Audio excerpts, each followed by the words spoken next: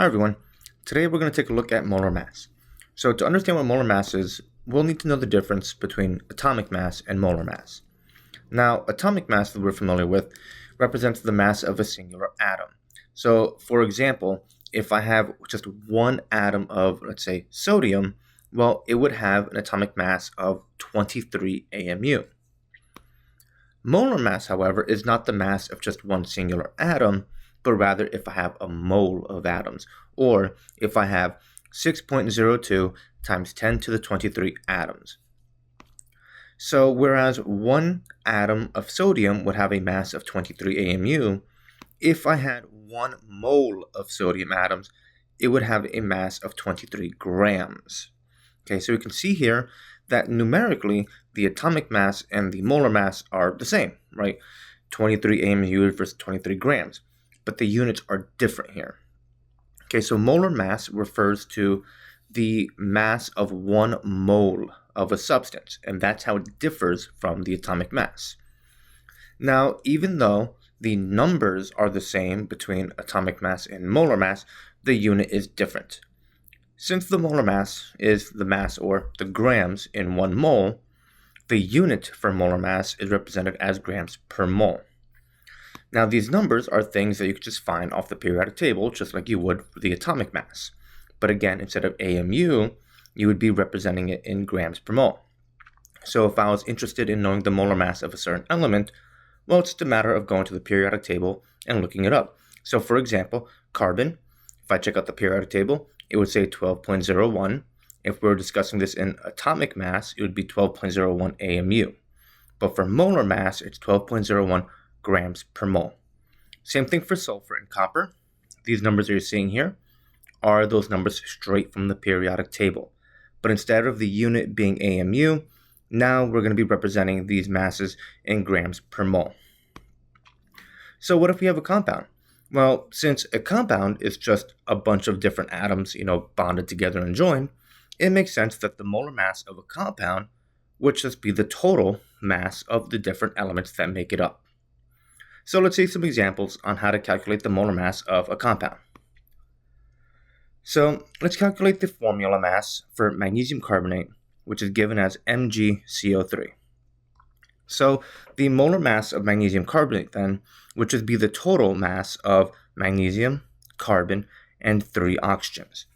So I'll just head over to the periodic table. We'll find that the molar mass of magnesium is 24.3 grams per mole. For carbon, it's 12.01 grams per mole. And then oxygen, it's close enough that we can round it to 16. Now the important thing to notice here is that there are 3 oxygens. So it would be oxygens 16 times 3. And that would give us a total of 48 grams per mole for oxygen. So then the mass of MgCO3 would just be the total of all of these, which comes out to being 84.3. So the molar mass of MgCO3 would be 84.3 grams per mole. And again, it would just be the total of all the elements that make it up. So let's see one more where things are a little bit different, just to kind of understand how the number of atoms can change in a formula when we have parentheses or a polyatomic part of it. So let's calculate the formula mass of iron 3 sulfate, whose formula is given there as Fe2 parentheses SO4 3. So once again, all we're going to do is just find the individual masses of the elements and put them together. So we head over to our periodic table, find that iron has a molar mass of 55.85 grams per mole. Now there are 2 irons here, so we have to make sure to double that. That comes out to 111.7. Then we look at sulfur. Now sulfur in our formula, there's only 1. However, there are 3 sulfate groups with 1 sulfur within it. So sulfur has a molar mass of 32.06 grams per mole. Since sulfate contains just 1 sulfur, but there are 3 of those groups, the sulfur gets multiplied by 3. Next up, we have oxygen. Again, oxygen has a mass of 16. Now, there are originally 4 oxygens present, and we're having 3 times that, so we're actually going to have 12 oxygens present there, since 4 times 3 is 12. And that gives the oxygen a total mass of 192. So then adding all these together will give us our molar mass of this iron 3 sulfate, and that comes to being 399.88 grams per mole. Okay, so there you have it. Finding the molar mass of a compound is just as easy as finding the molar masses of the individual elements and putting them together. We just have to be careful of making sure that we're getting the correct total number of atoms for each element when doing these calculations. So how can we use molar mass? Well, molar mass, since it now gives us a unit of grams, gives us an actual practical way to measure our substances. It also provides us a way to relate together mass and moles. So let's see an example of how we can convert between mass and moles by using the molar mass of a substance. So here, in our first example, we want to calculate how many grams of methane, CH4, are present in 2.45 moles of CH4. So once again, we're going to turn to our conversion chart. And as just a reminder, the chart is our given multiplied by what we want divided by what we have. So in this case, we are given 2.45 moles. Now we want grams in this case, and we have moles already. So to fill in the numbers here, we need to know how grams and moles are related. Well, for CH4, and for any other substance, grams and moles are related through molar mass, since molar mass is just the amount of grams in 1 mole. So we'll have to find out the molar mass of CH4, carbon 12.01, hydrogen 1.01, but there are 4 hydrogens. Add everything together, and the molar mass of CH4, 16.05 grams per mole. So in terms of our chart, this tells us that there are 16.05 grams for every 1 mole.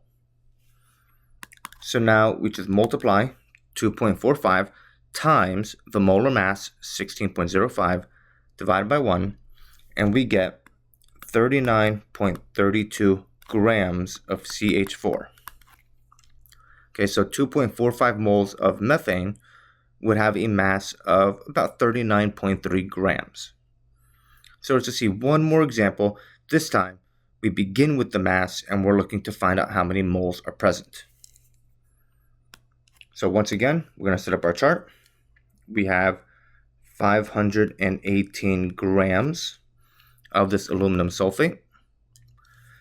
We are interested in moles now. So our want is going to be moles, and we're going to make sure this time to put it on the top. And we have grams already. So now, again, we have to fill in what do we know about grams and moles for this thing? Well, that's molar mass. So we'll go out, calculate the molar mass of this aluminum sulfate. So aluminum, molar mass 26.98. Now there are 2 aluminum atoms there. So the aluminum's total mass, 53.96. Sulfur, again, we're looking at having 1 sulfur in the sulfate group, but there are 3 of them present. So sulfur 32.06 molar mass will be tripled. Then oxygen, we have a molar mass of 16. There were originally 4 oxygens. Now we have 3 times that amount. So we're looking at 4 times 3, which is 12 once again, for 192. Add them all together, and we get that the molar mass of aluminum sulfate is 342.14 grams per mole. So going back to our conversion table, 1 mole of aluminum sulfate would have a mass of 342.14. So we take 518 times 1 divided by 342, and we get 1.51 moles of aluminum sulfate. So this provides us a convenient way of converting between grams and moles, which in a practical sense can actually help us determine a sample size, or how many particles are present in a certain sample if we're massing it out in the lab or for an experiment. So there you have it. This is how we are able to convert between grams and moles.